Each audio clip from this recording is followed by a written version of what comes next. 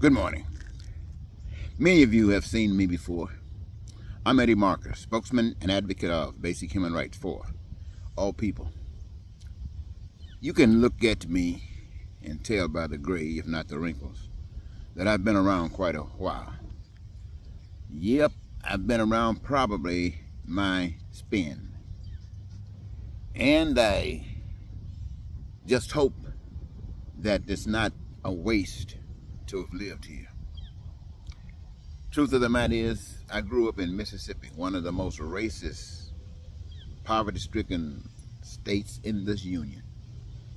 And most black men or black boys in Mississippi, if they have a little touch of anything, they live with one idea: grow up and get the hell out of Mississippi as soon as possible.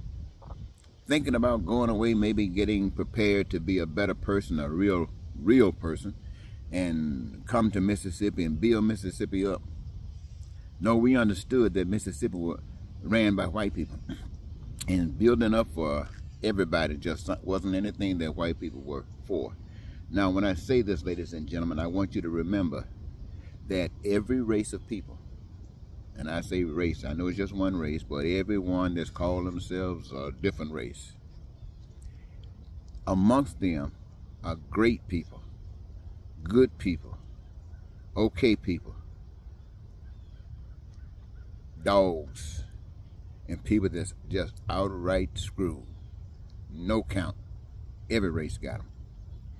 So our experience in Mississippi was that the white people, who were mean and low down and dirty, who would take a baseball bat and beat your head till it was smashed like an egg, who would take you and hang you up in a tree and cut your balls out and cut your stomach and let your guts rot out.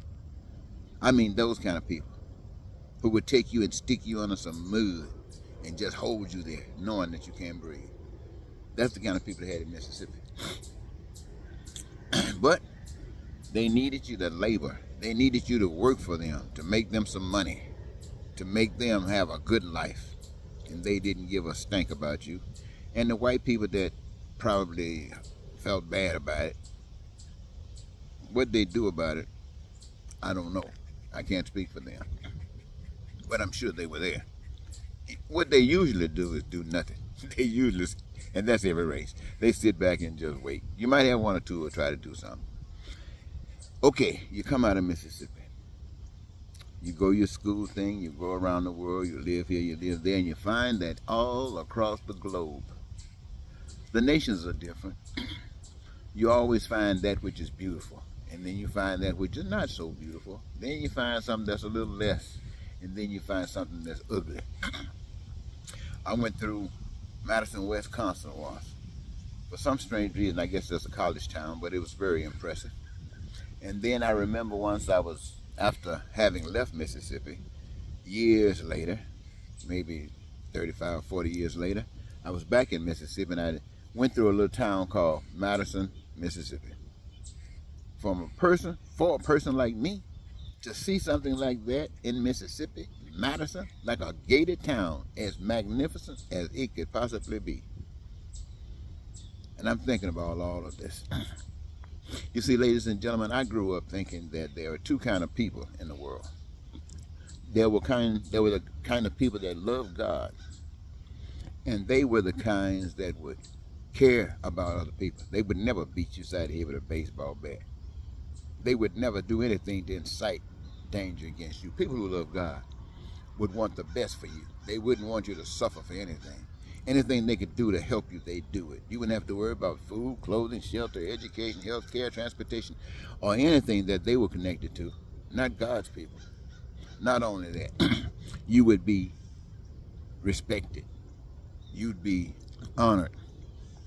You'd be appreciated. This is where I was taught about God's people. And they did this, they acted this way because this is how they were taught that God is. Anything that you could do, you would even stand up for the people. In fact, you would even lay down your life for other people. Why? Because it's the love of God. It's the kind of love that was given to you when you came on this earth. We don't know where we come from. before we're here.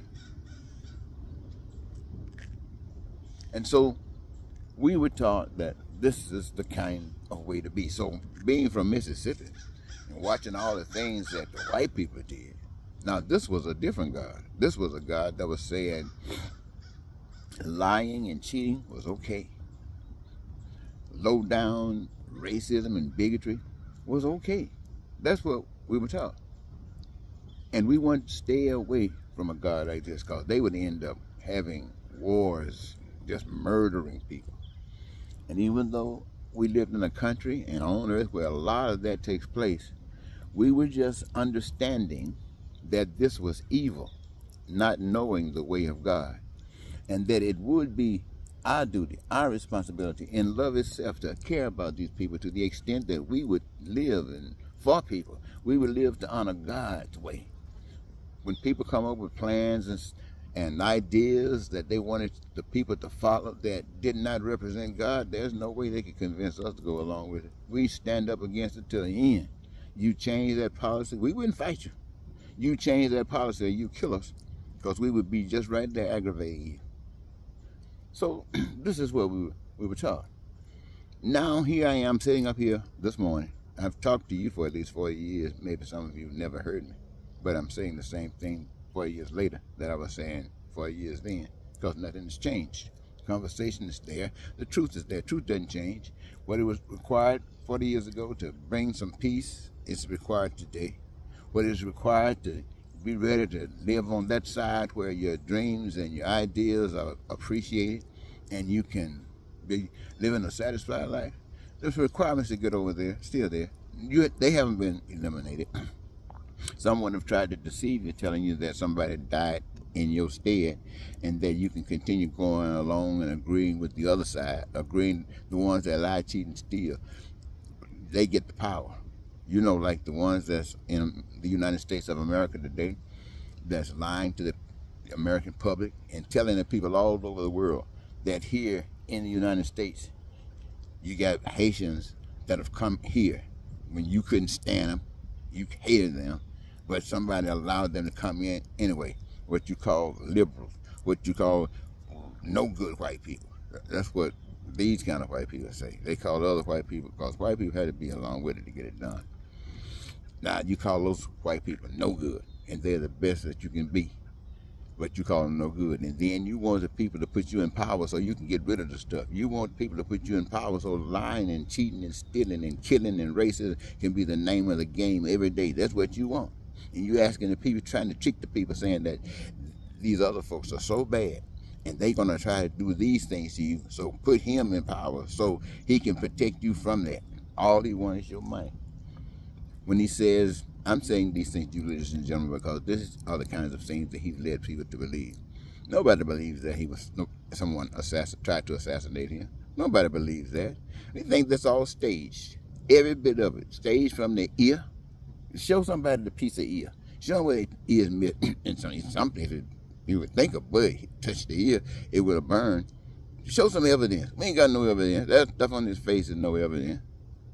And this stuff like that. And somebody said, well, people got killed. Hey, hey, these kinds of killed, this means nothing to people like that.